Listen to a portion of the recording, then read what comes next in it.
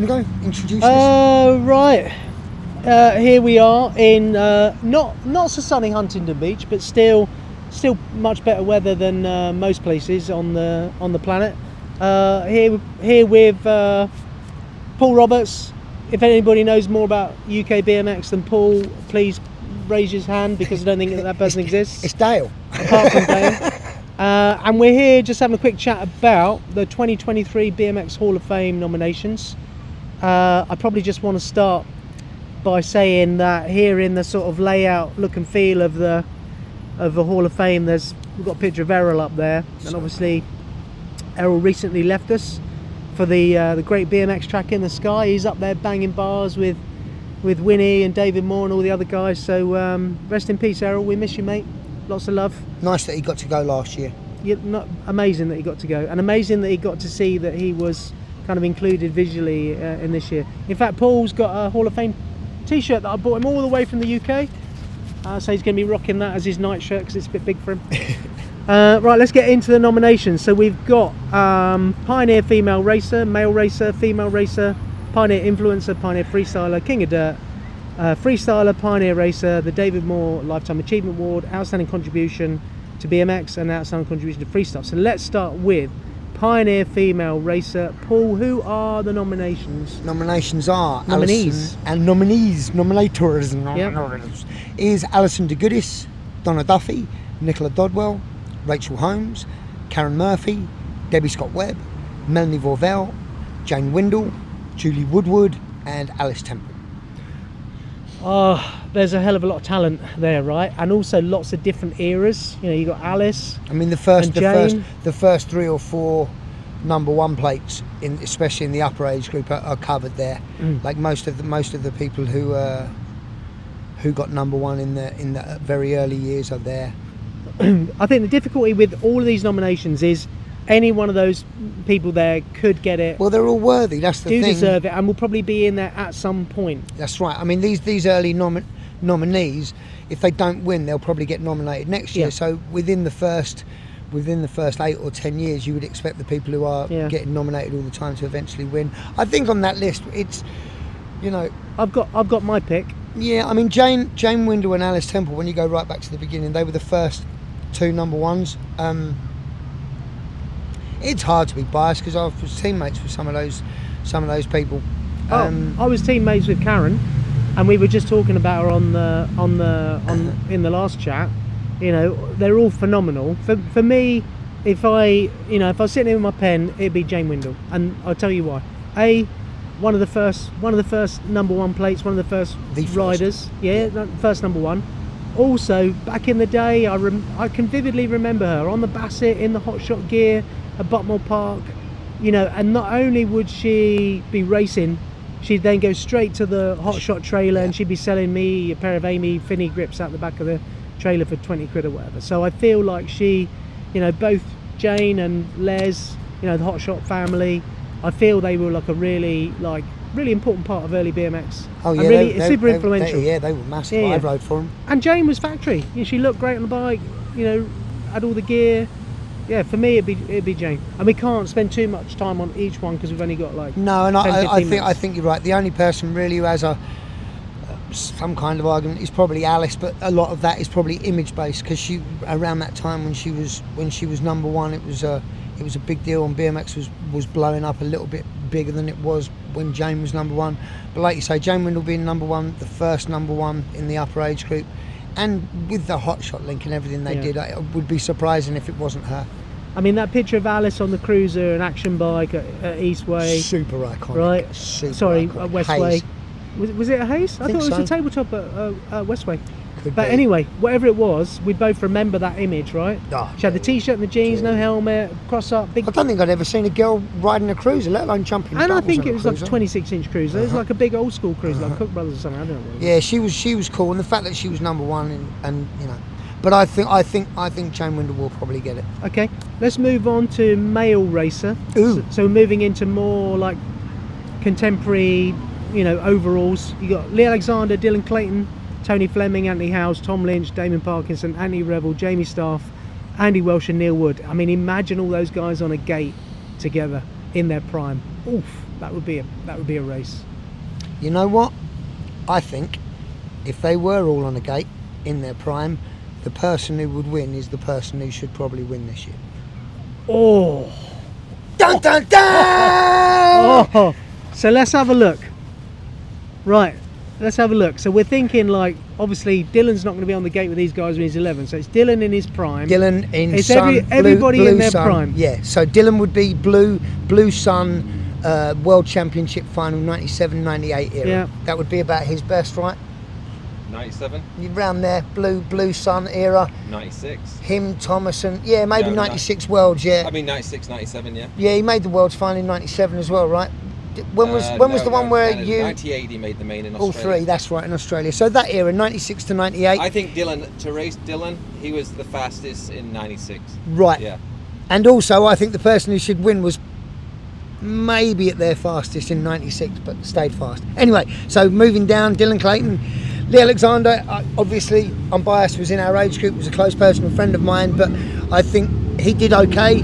I mean, the problem with Lee was the associations were weird and pro was a little bit weird, so he couldn't stay racing EBA, he had to go over there and then come back again afterwards. So it was, you know, they didn't really have the association to shine. Like we said, after Slough collapsed, it was hard. He would have had a mechanical disadvantage with his one-piece crank. As well, Yeah, right? amazing that he won Paris with one-piece cranks. So yeah, going down, Lee Alexander, Dylan Clayton, Tony Fleming. Flem deserves to be on there. Lots of world finals. Powerhouse. Drove for good. Rode in that super hard era where it was, you know, Dale was still here. Neil had gone, but Dale was still here. Jamie was here. Dylan was here. You know, a good argument to be on there. Anthony Howes, I think Anthony Howes was another one, 86, you know, Slough, and it started disappearing after that, and that was just about the time when he would have gone Superclass Pro, so I think he suffered from that. I think his sort of peak would have been like Barcelona 85 kind of Anthony Howes. I think that was the sort of peak of... Yeah, and I think that was when he was... if you peak as an expert, as an amateur, rather than taking it all the way, I think that probably when you're listed against the other people. My thing is looking at that list, like near the bottom, is you've got Jamie Staff and Neil, and the fact that they both came over to America and broke that thing that was, you know, supposed to be unbreakable. Neil winning Nora Cup, but the fact that Jamie Staff is the only English person to ever win a US title, a year-end US title, it's ever so hard to argue against. And an Olympic gold medal, even though it wasn't in BMX. It doesn't. I mean, it still goes with it, man. The guy's a machine. It's very hard to argue against Jamie. Like if you're going to go stat for stat. And like I say, if they were all in their prime, I don't know who would beat him. Dylan. If they were all in their prime, if they were all in their prime, I think Neil would win it because he just pulled it out of the bag. Because I think Neil that would have been 2001. Didn't Neil win? Neil won Road to Glory and Jamie won. I think Neil won Road to Glory and won the motorbike, and Jamie won the year-end #1. I think somewhere around that time. But the problem with me and you on that is we have too many personal connections with most of those people to be objective. Of course. Like for me, I'm like Tom, but then I'm like, oh, actually, like they all deserve it. I mean, I live with Neil. Me and Neil live together in England. Do you know what? If we had to put balls on the line, Jamie. That fact that he got #1, the fact that he got #1 in America. Yeah.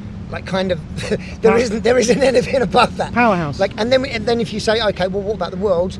Well, I know Cruiser doesn't count, but he won the Worlds in '86. So I even though Neil would be good and Dylan would be good, I think that would probably be Jamie. Let's move on. Female racer nominees are Luli Adiemo, Michelle Chenery, Emma Crew, Adele Croxon, Claire Edwards, Lindsay Gilmore, Donna Hoffman, Stacey Idam, Vicky Overson, and Charlie Phillips. Female racer. So there's some names. I mean, you look at Charlie Phillips on one end and Luli at the other end. That spans a pretty wide generation, right? Like Charlie was really good way later than Luli. World champ. Yeah. I just the winning the Worlds. I mean, you know, I think Charlie will get in there. Charlie Phillips will get in there, but later. But the fact that Luli won the Worlds. It's so hard to argue against numbers like that. Luli, let's move on. I'm with you. Pioneer influencer. I'll do these. You got Jeff Barraclough, David Duffield, Richard Grant, Martin Higginson, Graham Merry, Yvonne Ricks, Alan Rushton, Don Smith, Jeff Wiles, Les Windle. You probably dealt with more of those people than I did. I've got a funny Jeff Wiles story, but we'll save that for another day. All again, if I go from top to bottom, each of these people was, made a significant contribution to early BMX, right? I mean, if those people weren't there, shit wouldn't have happened. Something doesn't happen. Like brands don't get imported, magazines don't get printed, races don't happen. Like, this is some serious stuff going on here. I would think Don Smith or Jeff Wiles, but then I don't. You would know better than me. I mean, Don Smith and Jeff Wiles were the super early guys. I would. Oh man, it is a tough one. Well, you got relationships with it. You rode for them people. Yeah, I got got relationships with I mean, yeah, a lot of stuff going on. Hard to make a call. Listen, I'm going to say Don Smith for no Nice. other reason than the BMX 1T number plate that I happened to caretake for a decade for Craig Schofield. Nice. So I'm going to say Don Smith. All right, Pioneer Freestyler, we have Sean Allison, Mike Canning, Mike Pardon, Lee Reynolds, David Slade, Eric Steele, Billy Stupple, Peppy Winder and Chris Young. This year the Pioneer Freestylers brought in a couple of riders from slightly later, Yep. instead of just the beginning guys. That one's super hard. Like Lee Reynolds and Mike Pardon were the first two really who, I mean, after Craig, they were the first two that actually went to America and, Windy wanted to take their photograph, Yeah. and they were riding for Skyway, or they were riding for. So and as with all, like Clive says, it's so hard when you've got relationships with these people and you're friends with these people. It's I don't know. I've got a winner. Yeah. My winner's Chris Young. The reason being, I was lucky enough to sort of live near Chris and ride with him, so I maybe experienced some of the stuff that other people didn't. But they had the half pipe in the back garden. You'd go round, and they were just like, you could just let yourself into the garden and ride the half pipe. But the way, like all that shit Chris did with like jumping cars, I mean, what did he jump, like fucking 10 cars or something stupid? So, as well as winning that first comp, the first winning Harrow. Harrow. So Dave Young was maybe one of the first, him, sort of Peter Hawkins, those guys, maybe the first guys to really sort of realise there was a living to be made out of this. And for Chris to go around doing all those shows that he did, building all that scaffolding to jump those cars, but also I remember sort of Chris at Pickett's Lock and early Talker days and stuff like that. I mean, he won the Harrow Freestyler at the first ever thing, right, off Bob. He won the older one and Craig won the younger one. Yeah. So for me, it's Chris Young. But again, like most of these categories, there's a compelling reason for most of those people to win it. So he'd be my pick. Yeah, Mike Cannon and Mike Pardon both got good arguments, but yeah, Chris Young. Yeah. All right, so moving on, King of Dirt. We got Sean Andrews, Dylan Clayton, Nick Cox, Keith Dooley, Fids, Kai Forte, Mike Hill, Deanie Dewels, Charlie Reynolds and Will Smith. If I had to pick a winner in the first 3 seconds, I'd say Keith Dooley. And the reason I would say Keith Dooley is I'd call him the OG UK King of Dirt. Still jump club today, still involved, but I know that we must sort of base it on like a time in the era.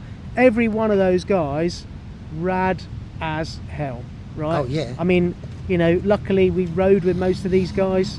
Will Smith was like unbelievably rad. Pretty amazing that Dylan's nominated for King of Dirt and Yeah. for race. Well, that just goes to show, right? Talent. I mean, a little bit disappointed that me and you aren't in there, but maybe we'll get. I'm not available for nomination, I don't think. Oh, okay. All right. Well, I would say Keith because just his longevity in it, and I think that he was one of the early dudes. Every King of Dirt comp, he was there. Most King of Dirt comps, he was winning them or doing good. I remember the European King of Dirt, the Europeans that we did, where he was, slough doubles. I mean, that was a pretty big jump back in the day, and he was trying to bus driver over it when people, when that was like, oof. Yeah. That King of Dirt list, like you say, they're all amazing. And if you're gonna, Dean Idios is compelling though, right? It is. I mean, my thing is, I always go for stats as well, and I know it's a bit later, but I think the only person on that list who ever won the Worlds and therefore qualified for the X Games and came and rode the X Games is Kai. Yeah. Kai won the Worlds one year and then came over and rode the X Games in Los Angeles. I think yeah, and I think Fids as well, with Fids blowing up like that and getting sponsored by S&M and getting a third at the Backyard Jam, then coming back and winning it the year after. I mean, you know, what's nice to see is almost all of them dudes rode for S&M. Like you look at that list, every dude on there almost has rode an S&M or rode for him. Anyway, so and Fid's still riding today too. Yeah, you would have to say key for Clive. All right, okay. Freestyler. Phil Dolan, Dave Frame, Jerry Galley, Carlo Griggs, Stu King, Ian Morris, Zach Shaw, Simon Tabron, John Taylor and James White. Wow, that is a hell of a list. That is an unbelievable list of talent, and all different, you know, vert riders, flatlanders, street riders. I mean, super tough for me because that period in the 90s, I rode with the Union all the time. So getting to see Stuart and Jerry, and especially getting to see Jerry in the flesh all the time, whereas you know, he was in videos and he got some coverage back then, but it wasn't like everybody. It wasn't like today, where everybody got to see it. So to get to hang out with him and actually see him ride all the time, I've never, apart from maybe Dylan, like that's the most talented person I've ever seen ride. But stats and numbers, got to go to Simon Tabron. It has to go to Simon Tabron. Multiple world champs, multiple X Games medals, multiple Gravity Games gold medals. Got to go. Like you cannot argue. The only person who can beat him on stats already got the award last year. Yeah. So it's. I'm with you, and also, you know, I just love the guy. Yeah. Okay, we're going to move on to Pioneer Racer. You want to do the nominations? You can do them. Okay, we've both already said who we want to win. We got Stu Diggins, Steve Grattan, John Lee, Nicky Matthews, Pete Middleton, Trevor Robinson, Mark Salisbury, Craig Schofield, Darren Stock and Cav Strutt. Again, I mean, Steve Grattan and John Lee, I've got to say, like I was saying with Arnold earlier, they were two of the first dudes who I saw who looked like adult dudes and still look cool as, you know. I mean, Steve Grattan at Pickett's Lock in all the black on Iron Horse. No, I'm thinking Steve Grattan on the. On that Iron Horse he rode, the down tube and the seat stays were almost in a line. The bottom bracket on that was about 16 inches high. I remember him in that black gear on the Iron Horse at Earl's Court as well. Like he was metal before metal. Yeah. I mean, if you look at it, it's got to be Pete. We talked about it earlier, but then you know, Steve Grattan, John Lee, Trevor Robinson, all of them. Yeah. Stu Diggins. I mean, they were. You know, the fact that Stu is on that list, same as with Darren Stock. Really, the fact that they did so much at Expert, and they were gone really before the time that it was for them to turn pro. Yeah. So, but we're agreed. Pete Middleton. Yeah. Outstanding contribution to BMX. Bill Baggs, Norman Derbyshire, Scott Dick, Ken Floyd, Val Hyde, Sue. Ron Peters. That's Susie Ninehues, isn't it? But so who's that? She's the. I wish you were over here helping me out. Wee Susie Ninehues. Who? Is that who it is? You might have to cut this bit out. Sue Nyquist. Sue Nyquist. She was Bunny's Bikes, one of the founders of MBMXA. Oh, okay. Still involved in the sport today in Nottingham. Yeah. Okay, sweet. Ron Peter, some dude called Vic Roberts, Phil Townsend, and Sam Wood.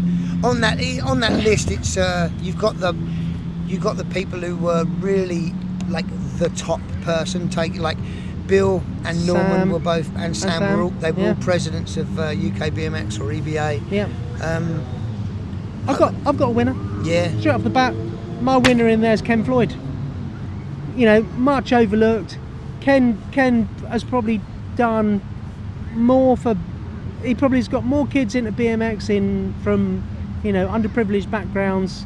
You know, Brixton track. I mean, for years and years and years and years, he would take kids on trains to BMX tracks all around as far as he could.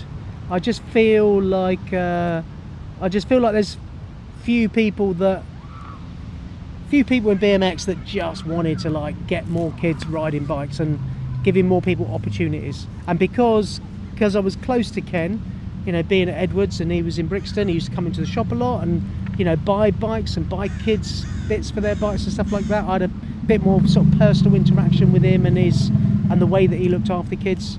So for me it's Ken Floyd, but you could argue that most of the people on there are, you know, I mean, my like you say, all of the things that you just said about Kenny, I have to go with Scott as well. You know, it's, you know, Scott 100%. Scott did a lot of stuff to get those people and still racing. does it today. And the fact that he was the announcer for a long time, and Yeah. got to do the worlds and stuff. The top two names on there, Bill Baggs and Norman Derbyshire.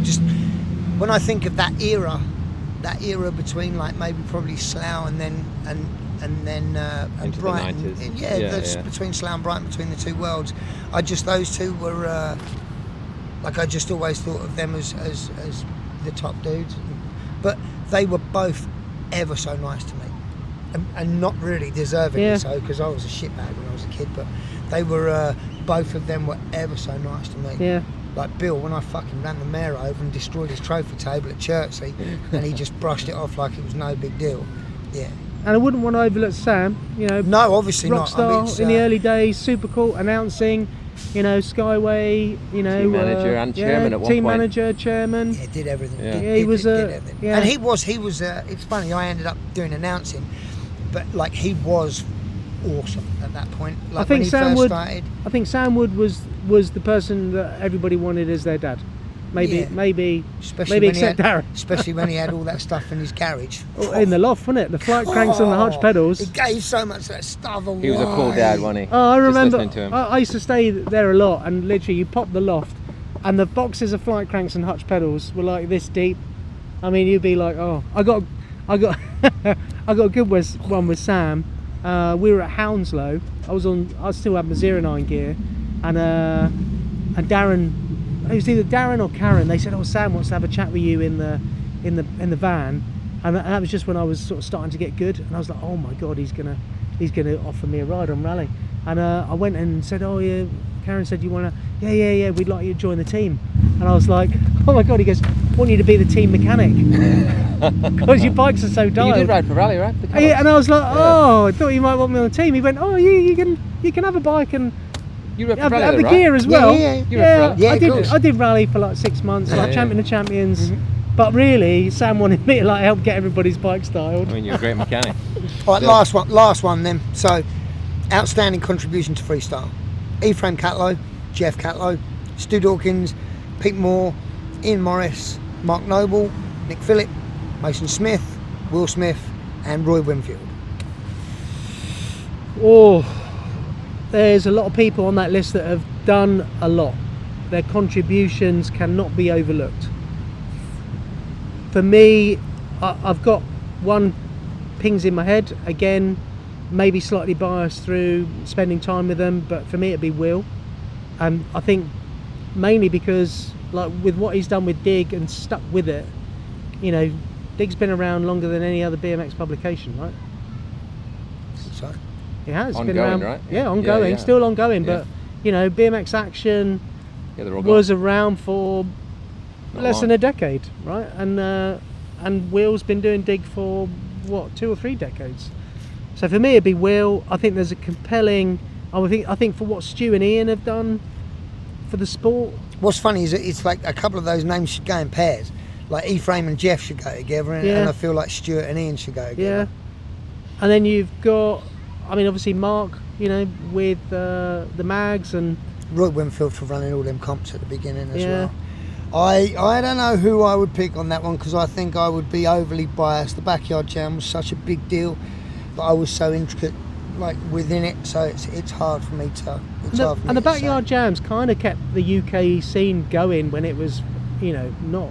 Dude, there weren't the glory years, no, but I'll tell you what, Backyard. In fact, seeing Battle of Hastings at the weekend, stuff like that, really brought back Backyard to me. It's like all those people in that place, a sea of faces. It got like exponentially big. Like the Fuzzy year, it was like 50 people. Then the next year there was maybe 150 people, and then the next year there was 1,000 people, and then the next year it was fucking bonkers. Man. It was just so many people turned up. Like, and it was, you know, everybody in America, I remember coming here after that, and everybody here talking about it. Remember, I remember Climber backflipping that big of chasm? course, yeah. Oh man! But I mean, the winter here with the Dover cliff jump was the year before they went and built that huge jump into the burn with the Molar Chasm. So they just started doing big jumps here. There was the jump over the river at La Mirada. Remember that? Did you jump that? Oh, I think that was gone by the time that was gone. Probably not if I was there. Well, no, it was just you just had to roll down the hill. I went to La Mirada, but I can't 22 remember that. pack. Come on, Yeah. come on! You got to pick a name. I'll pick mine as Will. Yeah, Stuart and Ian. No, actually, Roy Winfield, because it should be Okay. It should be earlier, I think. All right, and then David Moore Lifetime Achievement Award. We haven't got any nominees down. No, that could but be somebody in there, or it could be somebody else. it could be somebody in there. It could be somebody else. Yeah. So just have a wild guess. Oh. I mean, where do you even start? Because we're could coming be in the Hall of industry, it could Fame be a so rider. early. We're Yeah. a year in.